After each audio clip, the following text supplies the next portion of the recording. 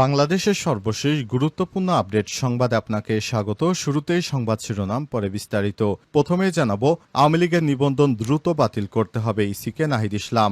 জাতীয় নাগরিক পার্টি এনসিপির আহ্বায়ক নাহিদ ইসলাম দাবি করে বলেছেন, নিষিদ্ধ ঘোষিত আওয়ামী লীগের নিবন্ধন দ্রুত সময়ের মধ্যে বাতিল করতে হবে। একই সঙ্গে সারা দেশ জুড়ে যেসব ফ্যাসিস্ট গণহত্যাকারী সক্রিয় ছিলেন তাদের দ্রুত চিহ্নিত করে বিচারের আওতায় আনার আহ্বান জানিয়েছেন তিনি। আলহামদুলিল্লাহ, পাকিস্তানের পাল্টা হামলায় ভারতের 5টি অত্যাধুনিক রাফায়েল যুদ্ধবিমান ধ্বংস। পাকিস্তান ভূখণ্ডে 6টি অঞ্চলে আজ একটার কিছুক্ষণ পর ভারতের সশস্ত্র হামলায় সর্বশেষ অন্তত 8 জন নিহত এবং 35 জন আহত হয়। তবে এরপরই আবারও পাল্টা হামলা চালিয়েছে পাকিস্তান বিমান বাহিনী। এই হামলায় ভারতের অত্যাধুনিক 2টি রাফায়েল যুদ্ধবিমান ধ্বংস হয়েছে। এ পর্যন্ত মোট 5টি রাফায়েল যুদ্ধবিমান এবং 2টি রাশিয়ার তৈরি অত্যাধুনিক যুদ্ধবিমান ধ্বংস করল পাকিস্তান। এবং এই ঘটনায় রাফায়েলের একমাত্র মহিলা পাইলটকে শিবানী নাম করে এক ভারতের মহিলা পাইলটকে গ্রেপ্তার করেছে পাকিস্তান সেনাবাহিনী। জানাবো, ভারত বা পাকিস্তান কেউই যুদ্ধ ঘোষণা করেনি, তাহলে যুদ্ধবিরতি বলাটা কতটা যৌক্তিক? ভারত ও পাকিস্তান দুই রাষ্ট্র একে অপরের উপর হামলা চালাচ্ছে, কিন্তু তারা যুদ্ধ ঘোষণা করে হামলা চালাচ্ছে না। এ অবস্থায় অনেকেই বলছেন যে যুদ্ধবিরতির ঘোষণা, তাহলে যুদ্ধ যখন তারা ঘোষণাই করেনি তাহলে যুদ্ধবিরতি বলাটা কতটা যৌক্তিক, এমন প্রশ্ন রেখেছেন অনেকে। এরপর জানাবো, ভারত পাকিস্তানের 87 ঘন্টার সংঘাতে ক্ষতি $87 বিলিয়ন, যা পাকিস্তানের থেকে ভারতের 22 গুণ বেশি ক্ষয়ক্ষতির পরিমাণ।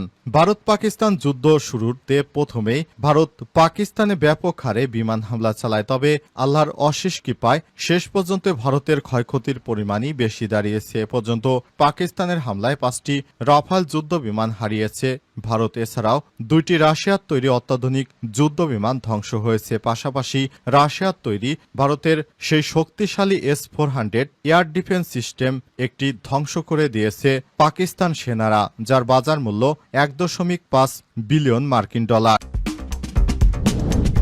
জানাবো, বিশ্বের প্রথম ড্রোন যুদ্ধ, ভারত পাকিস্তান সংঘাতে নতুন অধ্যায়ের উন্মোচন। পারমাণবিক অস্ত্রসজ্জিত প্রতিবেশী রাষ্ট্রগুলোর মধ্যে বিশ্বের প্রথম ড্রোন যুদ্ধ দেখল দক্ষিণ এশিয়া। ভারত অভিযোগ করে বলেছে, পাকিস্তান তার ভূখণ্ড এবং ভারত শাসিত কাশ্মীরে 3টি সামরিক ঘাঁটিতে উপচর্যপরী ড্রোন এবং ক্ষেপণাস্ত্রের হামলা চালিয়েছে। তবে দ্রুতই অভিযোগ অস্বীকার করেছে ইসলামাবাদ। প্রিয় দর্শক, এতক্ষণ শুনছিলেন সংবাদ শিরোনাম, এবারে বিস্তারিত। তবে তার আগে বন্ধুরা, অনুরোধ থাকবে এই সংবাদটিতে একটি লাইক দিন। এই চ্যানেল আপনি নতুন হয়ে থাকলে আমাদের সংবাদটি দেখতে দেখতে চ্যানেলটি সাবস্ক্রাইব করে রাখুন। কমেন্ট করে বন্ধুরা আপনার মূল্যবান মতামত জানিয়ে দিন আপনি বিশ্বের কোন দেশ থেকে বা বাংলাদেশের কোন স্থান থেকে আমাদের সংবাদটি দেখছেন এবং শুনছেন। আর বন্ধুরা, ভারত পাকিস্তান যুদ্ধে আপনি কোন দেশকে সমর্থন করেন কমেন্ট করে জানিয়ে দিন। আপনি যদি পাকিস্তানকে ভালোবেসে থাকেন, পাকিস্তান জিন্দাবাদ লিখে কমেন্ট করুন। আর যদি ভারতকে ভালোবেসে থাকেন, কমেন্টে জয় হিন্দ লিখে বিশ্ববাসীকে জানিয়ে দিন। এবারে বিস্তারিত। পাকিস্তানের পাল্টা হামলায় ভারতের 5টি অত্যাধুনিক রাফায়েল যুদ্ধবিমান ধ্বংস। পাকিস্তান ভূখণ্ডের 6টি অঞ্চলে আজ একটার কিছুক্ষণ পর ভারতের সশস্ত্র হামলায় সর্বশেষ অন্তত 8 জন নিহত এবং 35 জন আহত হওয়ার খবর পাওয়া গেছে।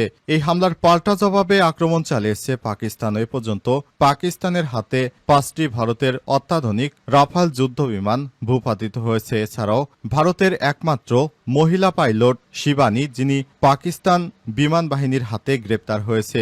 যুদ্ধবিমান বিধ্বস্ত হওয়ার পর শিবানীকে গ্রেপ্তার করেছে পাকিস্তান সেনাবাহিনী। এছাড়াও আন্তঃবাহিনী জনসংযোগ ISPR এর মহাপরিচালক লেফটেন্যান্ট জেনারেল আহমেদ শরীফ চৌধুরী জানিয়েছেন, পাঞ্জাব ও আজাদ কাশ্মীরের শহরগুলোতে ভারতের হামলার পর পাকিস্তানের সশস্ত্র বাহিনী প্রতিশোধমূলক হামলা চালিয়ে 5টি ভারতীয় বিমান বাহিনী IAF এর জেট, একটি ড্রোন এবং ব্রিগেড সদর দপ্তর ধ্বংস করে দিয়েছে। তিনি নিশ্চিত করে বলেছেন, অভিযানের অংশ নেওয়া তাদের বিমান বাহিনীর সমস্ত জেট নিরাপদে রয়েছে। ভারতীয় বিমান বাহিনীর ধ্বংসপ্রাপ্ত জেটের মধ্যে রয়েছে ফ্রান্সের তৈরি 5টি অত্যাধুনিক রাফায়েল যুদ্ধবিমান, রাশিয়ার তৈরি একটি AC-30MK এবং একটি MiG-29 যুদ্ধবিমান।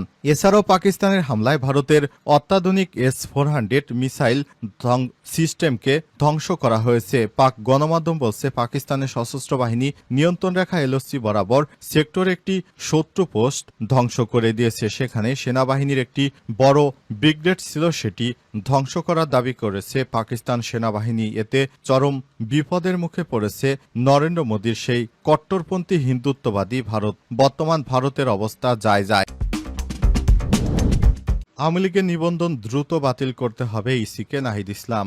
জাতীয় নাগরিক পার্টি এনসিপির আহ্বায়ক নাহিদ ইসলাম দাবি করেছেন, নিষিদ্ধ ঘোষিত আওয়ামী লীগের নিবন্ধন দ্রুত সময়ের মধ্যে বাতিল করতে হবে। একই সঙ্গে সারা দেশ জুড়ে যেসব ফ্যাসিস্ট গণহত্যাকারী সক্রিয় ছিলেন তাদের দ্রুত চিহ্নিত করে বিচারের আওতায় আনার আহ্বান জানিয়েছেন তিনি। আজ এনসিপির ভেরিফাইড ফেসবুক পেজে এক বিবৃতিতে তিনি এসব কথা বলেন। নাহিদ ইসলাম জানান, বিপ্লবী ছাত্র জনতাকে অভিনন্দন, সরকারকেও সাধুবাদ। দ্রুত সময়ের মধ্যে সব সিদ্ধান্ত বাস্তবায়ন চাই, তবে জুলাই ঘোষণাপত্র এবং বিচার প্রশ্নে আমাদের সংগ্রাম জারি রাখতে হবে। তিনি আরো বলেন, সারা দেশে ফ্যাসিস্ট গণহত্যাকারীদের চিহ্নিত করে দ্রুত বিচারের আওতায় আনতে হবে। তিনি আরো বলেন, নির্বাচন কমিশনকে নিষিদ্ধ ঘোষিত ফ্যাসিস্ট আওয়ামী লীগের নিবন্ধন দ্রুত সময়ের মধ্যে বাতিল করতে হবে। এর আগে শুক্রবার চলমান শাহবাগ ব্লকেড কর্মসূচির মধ্যেই নিজের ভেরিফাইড ফেসবুক পেজে এক পোস্টে অন্তর্বর্তীকালীন সরকারের সাবেক এই উপদেষ্টা নাহিদ ইসলাম বলেন, শাহবাগে অবস্থান চলমান থাকবে। দলমত নির্বিশেষে আওয়ামী লীগ এবং দেশের সার্বভৌমত্ব প্রশ্নে জুলাইয়ের সকল শক্তি এক থাকবে, এটাই প্রত্যাশা। ঢাকা শহরের বিভিন্ন স্থানে ব্লকেড চালু হয়েছে। দ্রুত সময়ের মধ্যে সিদ্ধান্ত না এলে সমগ্র বাংলাদেশে আবারও ঢাকা শহরে মার্চ করবে। এ সময় তিনি আরো বলেন, দেশের সার্বভৌমত্ব বিরোধী, স্বাধীনতা বিরোধী, জুলাই বিরোধী, গণতন্ত্র বিরোধী, ইসলাম বিরোধী, নারী বিরোধী, মানবতা বিরোধী, ফ্যাসিস্ট, সন্ত্রাসী, মুজিববাদী সংগঠন আওয়ামী লীগকে নিষিদ্ধকরণ বাংলাদেশপন্থী সকল শক্তি ঐক্যবদ্ধ হই। ভারত পাকিস্তানের ৮৭ ঘণ্টার সংঘাতে ক্ষতি $৮৭ বিলিয়ন কার কত? আঘাত হানে এই অভিযানে প্রথমে ভারত হামলা চালায় পাকিস্তানে।